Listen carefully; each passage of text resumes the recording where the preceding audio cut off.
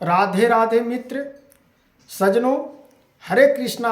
मैं आशा करता हूं कि सब अच्छी होंगे और भगवान के प्रति भगवान की संवेदना से भगवान की प्रेरणा सब सज्जनों मित्रों सभी भाइयों बंधुओं सभी देशवासियों को मैं बार बार नमन करता हूं। और श्रीमद्भागवत गीता से इस कथाओं को सज्जनों हम सुना रहा हूं और ध्यान पूर्वक सुनिए। और जो हम माता पिता और भाई पुत्र स्त्री के बारे में इस कथाओं में हम बता रहे हैं, जो श्रीमद्भागवत गीता से इस सुलेख को हम आप लोगों को सामने प्रस्तुत कर रहा हूं।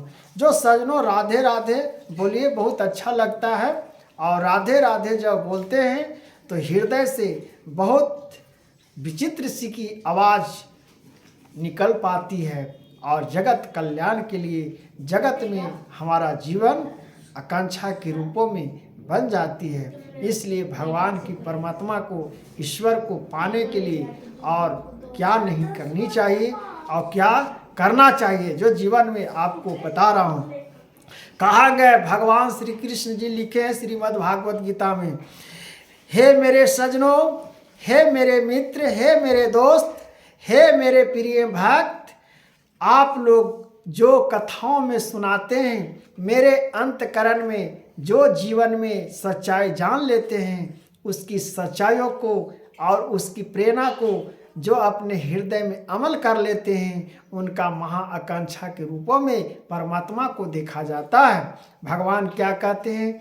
माता पिता भाई बंधु स्त्री पुत्र धन ऐश्वर्य मान प्रतिष्ठा और स्वर्ग आदि किसी का भी स्मरण न करके, किसी का भी स्मरण न करके केवल मेरा ही स्मरण करता है, स्मरण चित्त से होता है और एवं पद दूसरे चिंत का अस्तः भाव को दिखलाकर यह सूचित करता है कि परमात्मा ही हमारा माता पिता बंधु भाई स्त्री सब हम परमात्मा को में ही हम देखते हैं। भगवान स्वयं श्री कृष्ण भगवान यहाँ बता रहे हैं, जो मैंने आपको पढ़ के मैंने समझा रहा हूँ। मित्र चिंतन करता है, सूचित है कि उसका चित्त केवल एकमात्र भगवान में ही लगा है।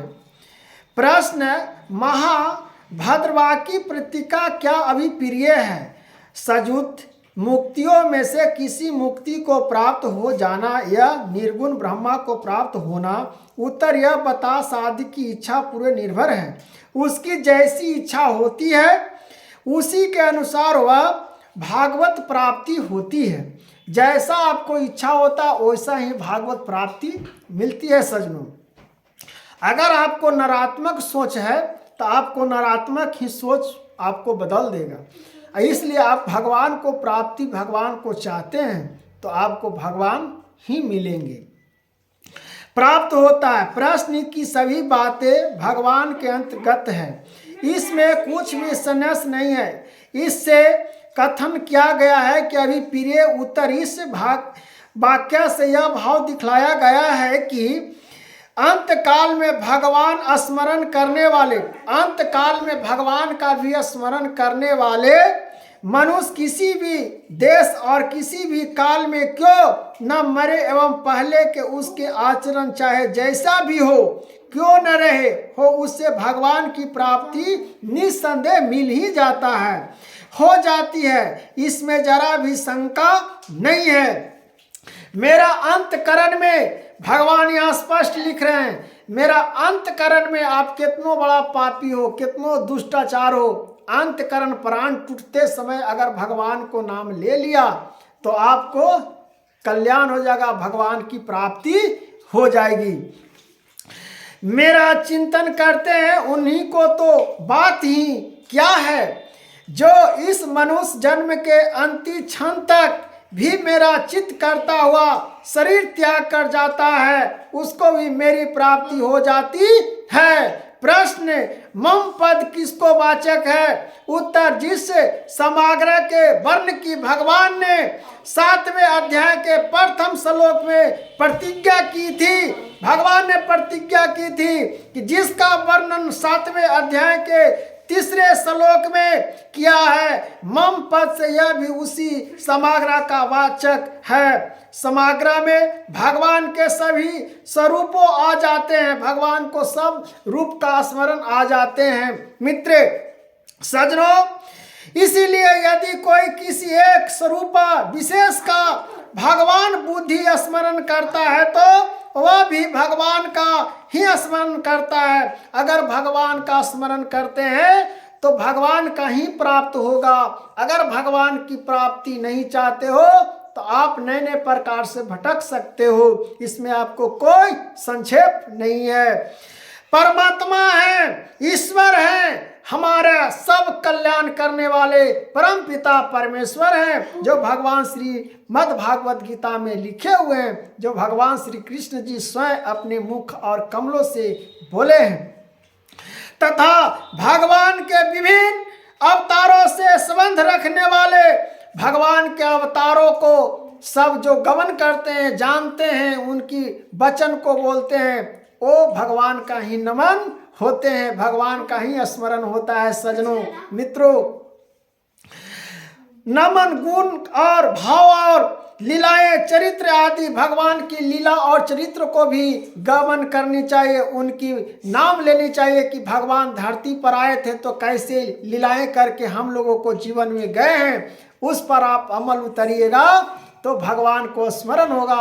उनको लीलाओं को बारों में जानिए, उनकी सब स्वभाव के बारों में जानिए और उनकी कल्पना करिए, उनकी स्मरण करिए, आपको सारा पता चल जाएगा। मित्र लीलाएं चरित्र आदि भी भगवान की स्मृति में हेतु है, अतः उनको याद करने से साथ साथ भगवान की स्मृति भी अपने आप हो जाती है। भगवान कहते हैं कि मेरा ही नाम लेने से, मेरा ही चरित्र को दर्पण करने से, अर्पण करने से, मेरे भावनाओं को जानने से, हे सज्जनों भगवान क्या कह रहे हैं समझ जाइए।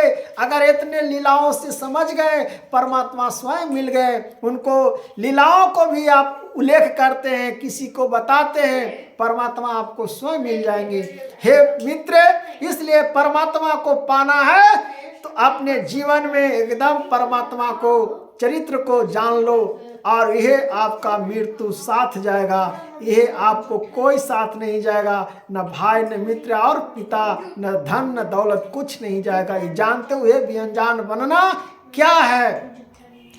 जाति आता नाम भगवान के गुण प्रभाव और लीला चरित्र आदि का स्मरण करना भी भगवान ही स्मरण है। भगवान का लीलाओं का स्मरण करना ही भगवान का हम नमन कर रहे हैं, भगवान का ही प्रणाम कर रहे हैं।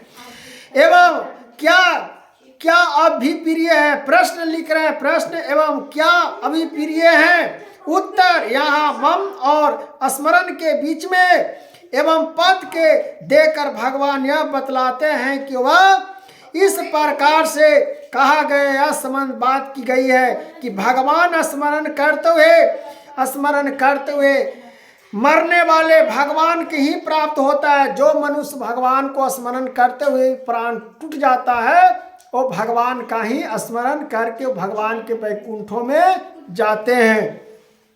हाँ, इस पर यह जिज्ञासा होती है कि केवल भगवान के स्मरण के संबंध में ही यह विशेष नियम है, यह सभी के संबंध में है। इस पर कहते हैं भगवान, हे कुंती पुत्र अर्जुन, यह मनुष्य अंत काल में जिस जिस भी भाव को स्मरण करता हुआ शरीर का त्याग करता है, उसको ही प्राप्त होता है, क्योंकि वह सदा उसी भाव से भावित रहा है, क्योंकि उसी भाव से मेरा ही स्मरण किया है। हे कुंती पुत्र अर्जुन, यह मनुष्य अंत काल में जिस जिस भी भाव को स्मरण करता हुआ शरीर त्याग करता है, उसको ही प्राप्त होती है, क्योंकि वह सदा उसी भाव से भावित रहा है। इस प्रकार से हे अर्जुन, तुम सभी जीवन और मनुष्य में ये आपको कथाओं के बारे में समझाने का प्रयत्न करना, इसी से मनुष्य सब समझ जाएगा। जो ज्ञानी रहेगा। प्रश्न, यहाँ भाव शब्द किसका वाचक है और उससे स्मरण करना क्या है? उत्तर, ईश्वर, देवता, मनुष्य, पशु, पक्षी, कीट, पतंग, वृक्ष, मकान, जमीन आदि जितने भी चेतन और जड़ पदार्थ है उन सब का नाम भाव है। अंत काल में किसी भी पदार्थ का चिंतन करना, उसे स्मरण करना है।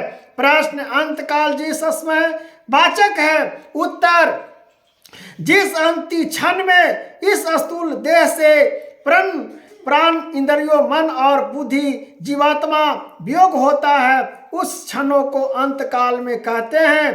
प्रश्न, 13वें अध्याय के 21वें श्लोक में तथा 14वें अध्याय के 14वें 15वें और 18वें श्लोक में भगवान ने सत्य रजतम इन तीनों गुणों को अच्छी बुरी नियों की प्राप्ति के हेतु बतलाया और यह अंतकाल के स्मरण को कारण माना गया है। यह क्या बात है?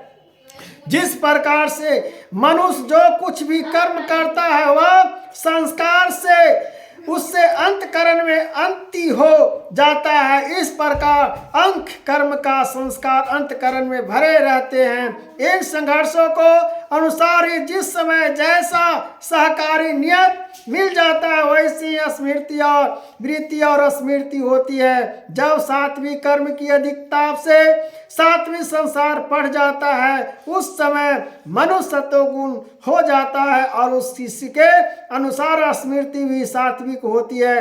इसी प्रकार राजस तामस कर्म की अधिकता से राज तामस संस्कार के पढ़ने व रजोगुण या तमोगुण से हो जाता है और उसके अनुसार स्मृति होती है। इस तरह कर्म गुण और स्मृति तीनों की एकता होने के कारण इसमें किसी भी भावी यानी कि प्राप्ति हेतु बतलाया जाए तो कोई दोष नहीं है, क्योंकि वस्तु बात एक ही है।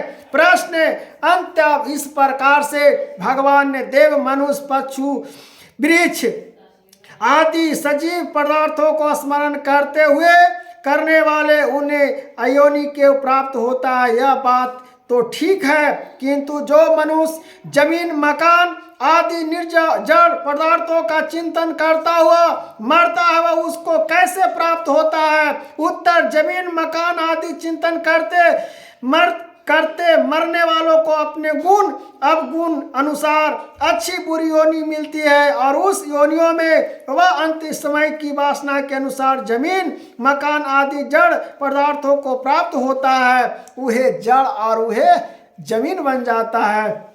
जो मृत्यु के समय आप मरते हैं और इसी को आप ध्यान लगाकर कि मेरा क्या पुत्र के होगा, क्या मेरा जमीन के होगा, क्या मेरा यह होगा, उसी प्रकार से आपको फिर पेड़ पौधा बनना पड़ेगा। अभी प्रिय की यह बात है कि योनियों में जन्म और उसी योनि में उन स्मरण किए हुए जमीन मकान आदि से उसका संबंध हो जाएगा। जैसे मकान का मालिक मकान को अपना समझता है वैसे ही उसमें घोंसला बनाकर रहने वाले पक्षी और बिल बनाकर रहने वाले चूहे और चींटी आदि जीव भी उसे अपना ही समझते हैं। अतः यह समझना चाहिए कि प्रत्येक योनि में प्रत्येक जड़ वस्तु की प्राप्ति प्रकांत से हो सकती है। वाह, बहुत अच्छे से भगवान ने समझाए हैं, जो श्रीमद् भागवत गीता से मैं उल्लेख कर रहा हूँ। गीता ज्ञान के तो यह प्रकाशित है। सदा उत्तर सदा सतभावी से अभिप्रिय है। उत्तर, मनुष्य अंत काल में जिस भाव का स्मरण करता है, शरीर त्याग करता है, वह उसी भाव को प्राप्त होता है। यह सिद्धांत ठीक है, परंतु अंत काल में किस भाव का स्मरण क्यों होता है? अगर इस प्रकार से लालच और बुद्धियों से भगवान को आप स्मरण करते हो तो समझिए कि आपको भगवान की प्राप्ति सजनों मिल जाएगा। अगर भगवान को स्मरण नहीं करते हो, आप अंत काल में आप नए नए प्रकार से अपने जीवन में सोचते हो कि हमारा खेती, मेरा पुत्र, मेरा बेटा, मेरा यह हुआ रिश्ते नाते सारा चीज उसी में फिर आपको कलटना पड़ जाता है। इसलिए मरते समय, आत्मा छोड़ते समय परमात्मा को नाम लो सजनों। यह तुम्हारा जीवन का सर्वोपरि है, यह जीवन का महाआकांक्षा है और जीवन में कुछ भी नहीं है। इसलिए परम पिता को चुनना है, राधे राधे हरे कृष्णा नाम जापना है। यह जीवन का सत्य है, कड़वा है लेकिन सत्य है। जीवन का यह आपको मान और सम्मान देने वाले प्रभु हैं। प्रभु से मितारता कोई दूसरा हो ही नहीं सकता। इसलिए ईश्वर से ही प्रेरणा देखिए और ईश्वर ही हमारा सब धर्म की अपेक्षा, सब कर्म के वचन को बता रहे हैं। इसलिए परम पिता को चुनिए और राधे राधे हरे कृष्णा का नाम जापिए। राधे राधे मित्रों, दोस्त, सभी सजनों, भाइयों, बंधु, इस कथाओं से समझ में अवश्य आ गया होगा कि हम चिंतन को क्या करना है और चिंता क्या करनी है। जो आपको सब समझ में आ जाएगा तो राधे राधे हरे कृष्णा मित्रों, राधे राधे।